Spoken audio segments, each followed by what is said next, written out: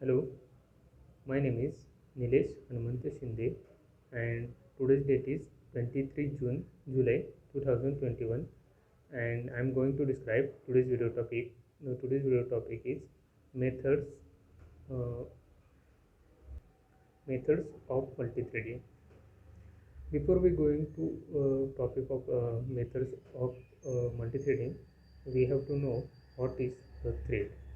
The thread is the smallest sub-processing unit of the processing, and the thread is independent. If there is a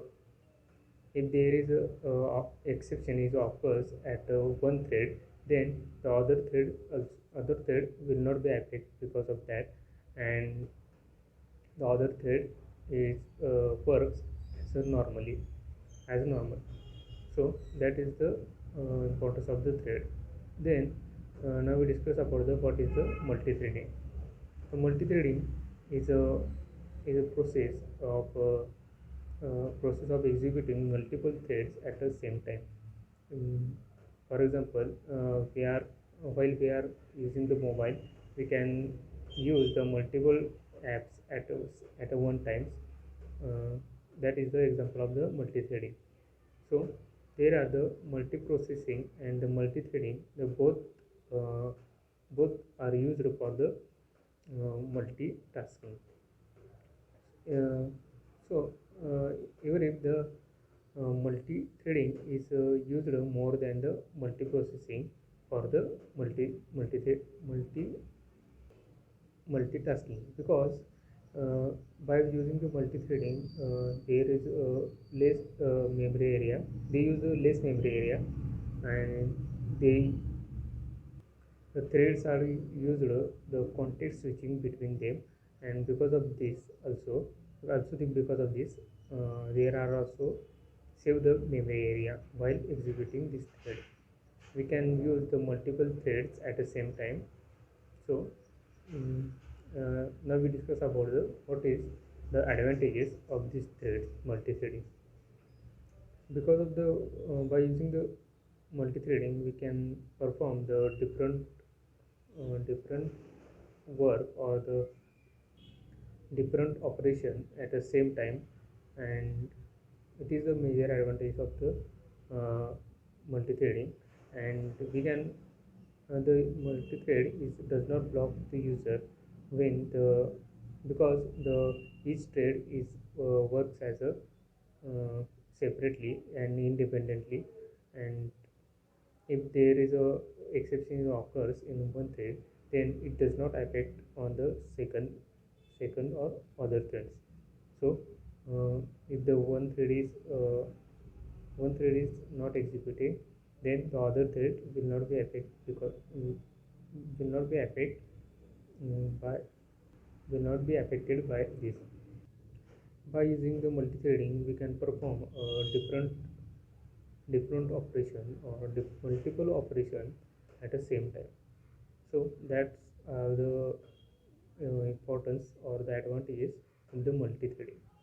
Now we discuss methods of multi-threading one by one.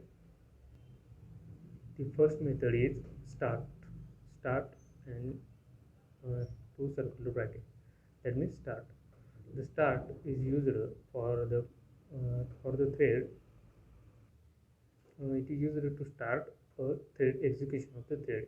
If we have to start the execution of the thread at a main class, then uh, we just uh, we just write our our extended thread variable. For example, if we have to extend the thread 1, then thread 1 t1 is variable is equal to new thread 1, and after we write the t1 dot start, then the start method is executed. Start method is is start to execute the thread, and the next one is run. The run is used to do some action for the thread. So next one is a sleep. If we have to if you have to sleep the thread uh, for for this for the specific time, then we can use the sleep. By using the sleep, uh, by if we have to use the sleep, then uh, then we have to write the thread dot sleep, and we have to give a timing in millisecond, and for for that given time, the thread will be sleep, and the thread is not executing after that time, and after this time is passes, then the thread will be executed. And the next one is the uh, joint. The joint is used when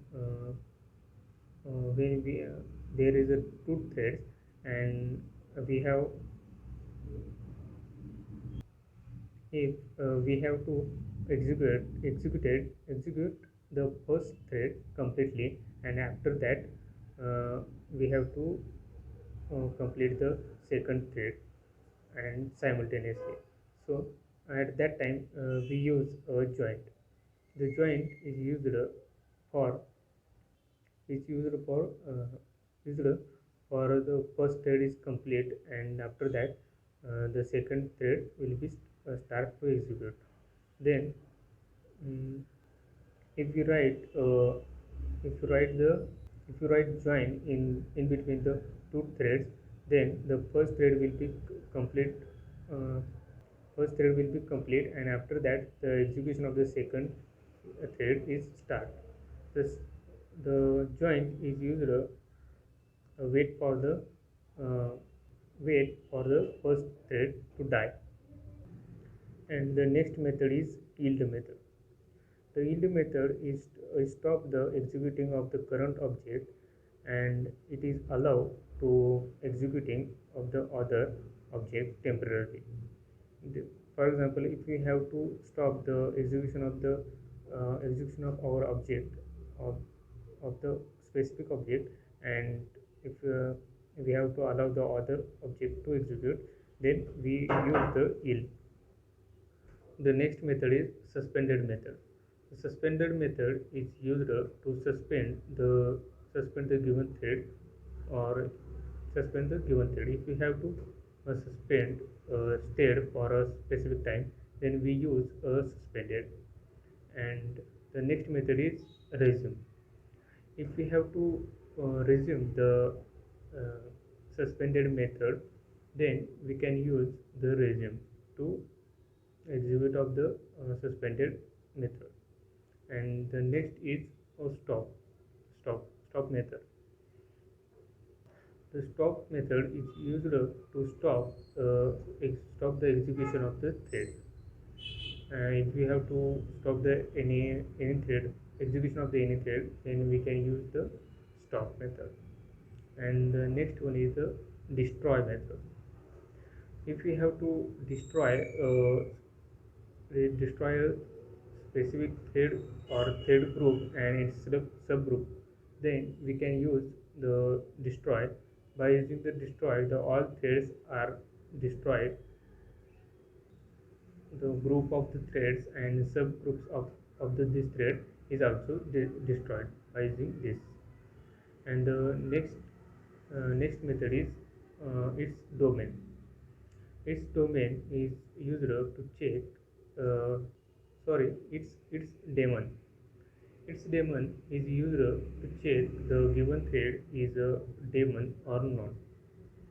And the next one is set domain. If we have to set a given thread to uh, domain, then we use uh, set domain. By using this, we are converting our given thread to domain thread. Sorry, daemon thread. The next method is it's interrupted. So interrupted is a method to check the given thread or is interrupted or not. Then the next method is the toString. The toString method is used to uh, return a string representation of the given thread, including name, priority, and their thread groups also. And the next one is get state. The get state is method is used to get a state of the given thread.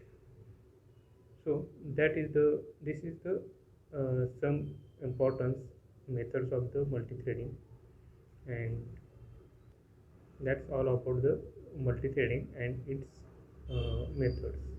Thank you.